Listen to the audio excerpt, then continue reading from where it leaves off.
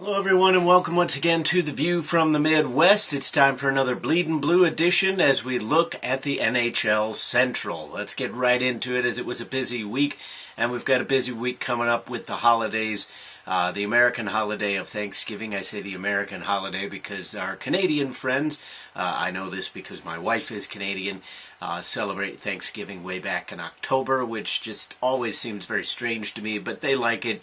It spaces out their holiday a little more instead of jam-packing it into 2 months like we do here in America, where you have Thanksgiving and then basically right into the Christmas holiday. But focusing on the hockey right now, the St. Louis Blues obviously had a fantastic week as they went undefeated, but let's focus on the rest of the division since we keep our focus of the Blues in the article, which you can read on bleedinblue.com. The Chicago Blackhawks opened the week on a bad note, but rebounded after that. It was 4-0 loss that began the week as they dropped to Winnipeg. And then they had much to contend with after that.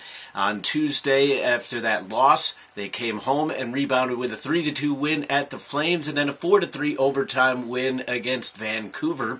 Chicago got scoring from Marian Hossa with two for Ryan Hartman, Brett Seabrook, Vinny Hinostroza, and Artemi Panarin also rounded out the goal scorers for the Blackhawks. This week it's going to be on the road as Chicago continues their circus trip, which they annually take every year. That's a big moneymaker in Chicago, so even the Bulls and Blackhawks together can't seem to find a way out of that one.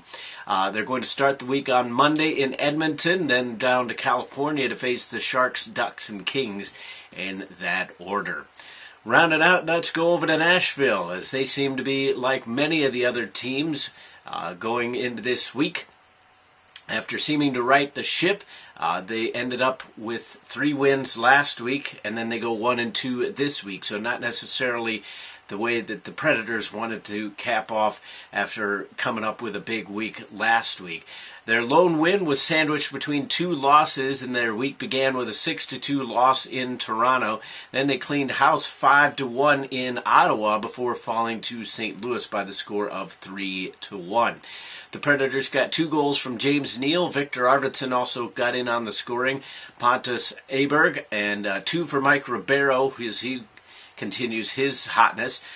Colton Sissons and Ryan Ellis round out the scoring for the Predators this past week. This coming week, it's going to be 3 at home for Nashville and 1 on the road. They're going to play the Lightning and Stars in Music City before having a home-and-home with Winnipeg, with that first one coming in Nashville. Continuing our trek down south, the Dallas Stars continue to be an enigma this season. For whatever reason, they just seem to get something going and then take 2 steps back, and they did just that. They had 3 of their last 4 games, which saw them get a point, but they lost 3 of those last 4 as well. This week they went 1-1-1. They lost in overtime at home to New Jersey by the score of 2-1 on Tuesday. A 3-2 win against the Avalanche seemed to soothe some of the fans' woes, but then Connor McDavid had a hat trick and Edmonton took down Dallas 5-2 over the weekend. Dallas got scoring from Patrick Eaves with 3 goals, Brett Ritchie, Johnny Oduya, and Jamie Benn.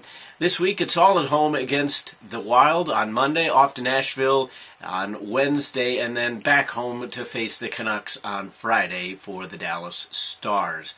Jumping way up north as the Minnesota Wild followed suit with Dallas, though they didn't get as many points out of a similar record. They went 1-2 this week, opening with a 1-0 loss to Calgary.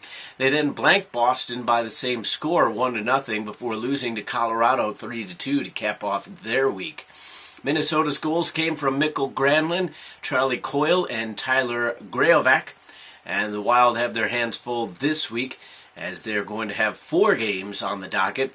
It's on the road against Dallas on Monday, then home for the Jets and Penguins Wednesday and Friday, before traveling to St. Louis to play a game on Saturday.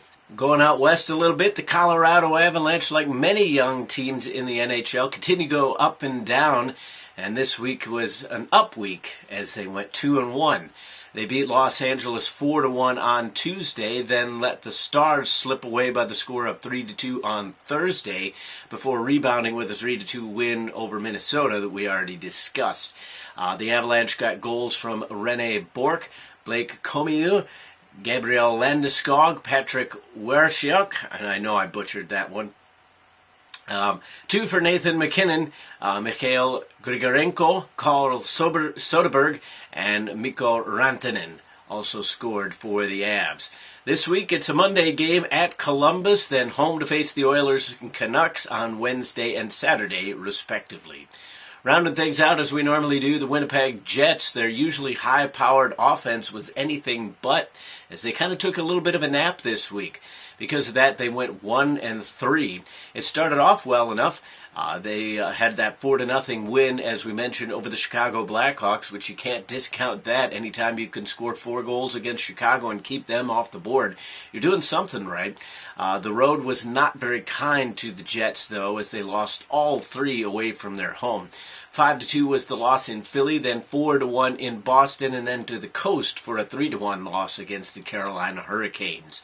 The Jets still got scoring from Nick Petan, Chris Thorburn, Patrick Laine, Josh Morrissey, Blake Wheeler, Dustin Byfuglien, and I will still always want to say Byfuglien when I see that name, but I know that it's Byfuglien, Adam Lowry, and Mark Scheifele round out the scoring for the Jets. But you can kind of tell what kind of week it was just based on the names that you see. There's still some big names, but over the last couple weeks, every time we've kind of mentioned the Winnipeg Jets, you've had guys scoring 3 goals, 2 goals, 4 goals in 1 week, and then all of a sudden everybody on that list only had 1 goal.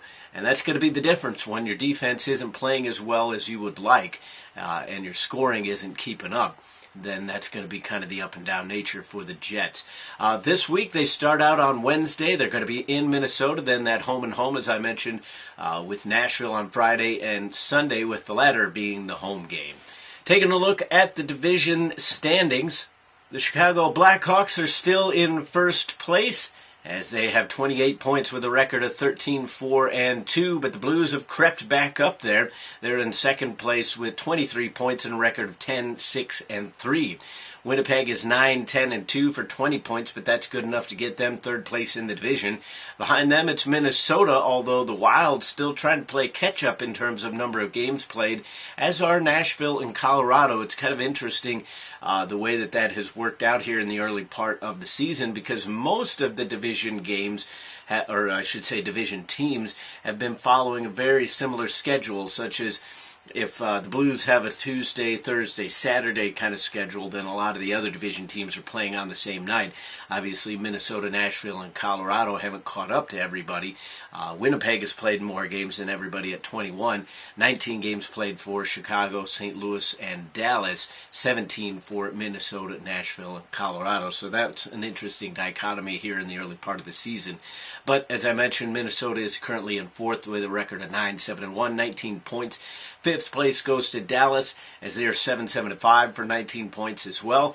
Nashville coming in sixth, 7-7-3 for 17 points on the year. And then Colorado is 8-9-0, as they have yet to have an overtime loss, but they only have 16 points on the season. So that'll wrap up this week's Bleeding Blue look at the NHL Central. Hopefully you enjoyed today's show. There's always a couple times when that happens. Anyway, I hope you tune in next week when we'll have another look at the NHL Central and see how things are looking after the Thanksgiving holiday. The show might be a little bit delayed compared to normal. I will be out of town next week, but I'm going to intend on doing the show. We'll see how things work out. We might do a 2-week show wrap-up coming up after that, but we will see. But until the next time, I'll see you then.